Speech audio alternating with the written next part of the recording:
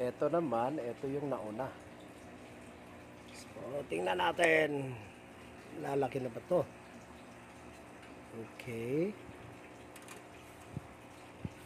Yan. Binubuksan na natin. Ayan yung ano niya.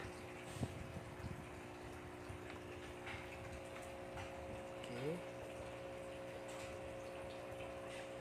Sana ba sila?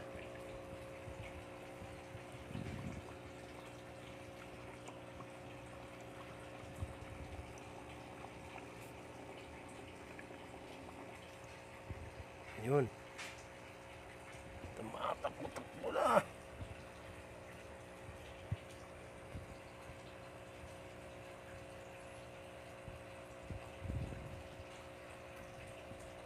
Yan na sila, oh. Malalaki na. Yan. This is around mga ano na to eh.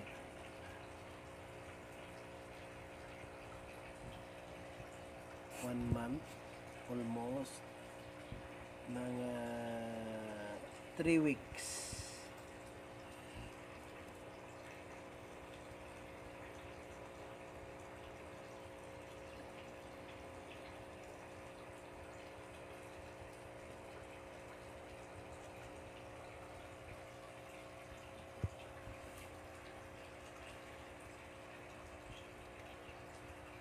Yan, oh.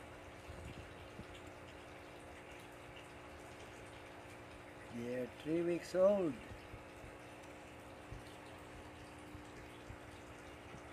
Pero kasi ito yung naunang ano ko, naunang alaga.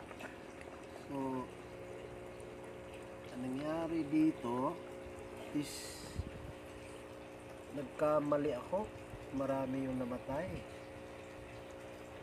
Kasi first time hindi ko napansin yung ano niya.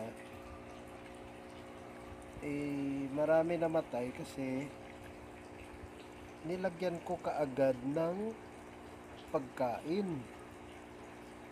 Eto pala sila is first week pala nila is hindi pa to sila gaano kumakain ng ano, yung feeds. So,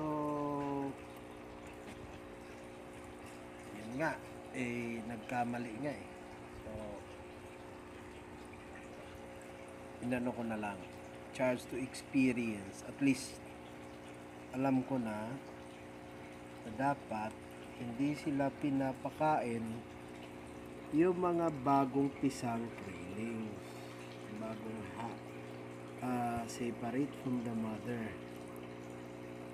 So eto is nasa mga ano lang to eh, mga 20 to 30 pieces lang na natira from around marami yung mortality, siguro mga 70%, 60 to 70 yung mortality kasi nagkamali nga, tao lang naman. So anyway, at least alam ko na kung paano sila alagaan.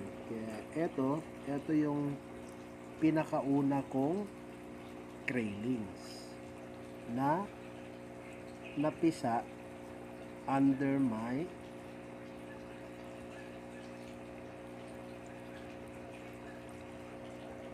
hatchery. Yan, no? Malaki na. So, anyway, yun lang muna. Ito lang naman yung ginawa kong ano nila.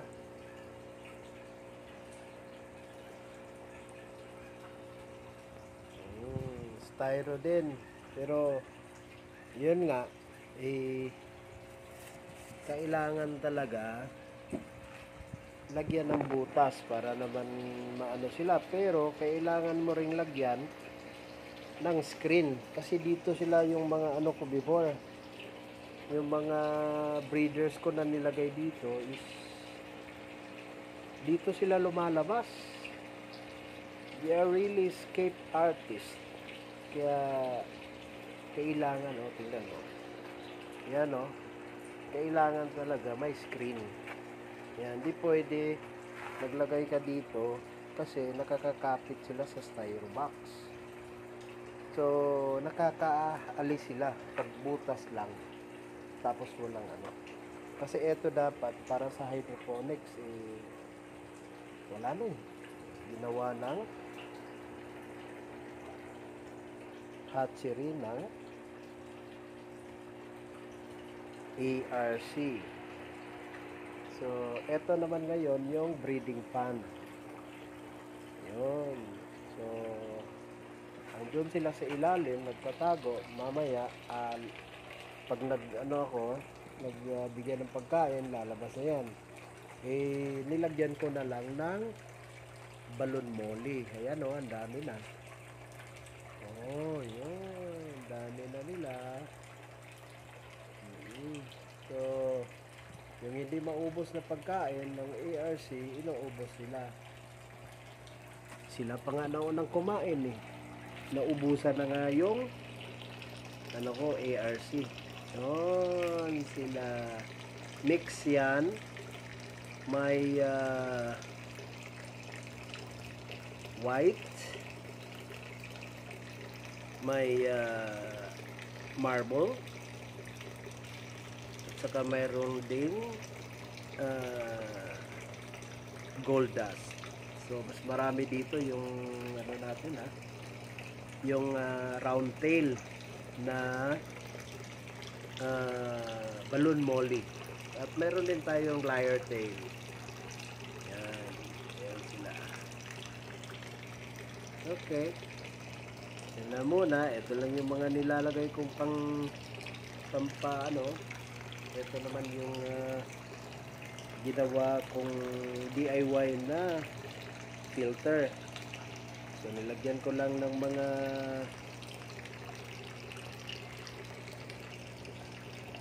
water plants para mag-filter naman ng mga dumi. Ayan.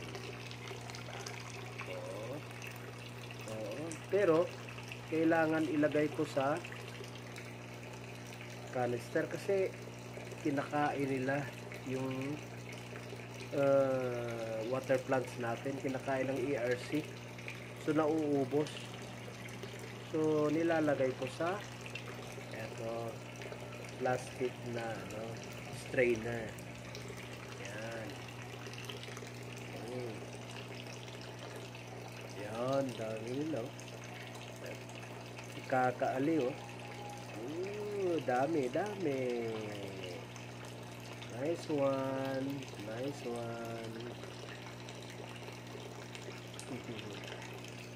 Kakaali, nakakalibang.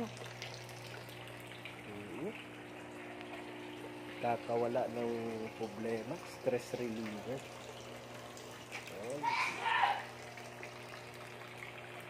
Okay, ito na naman yung natin, breeding pan. Yan. Okay, thank you po sa lahat. Like po kayo and share para marami tayong makakakita nito. DIY lang, nasa bahay lang. Ayan. Nasa bahay lang tayo. Ayan.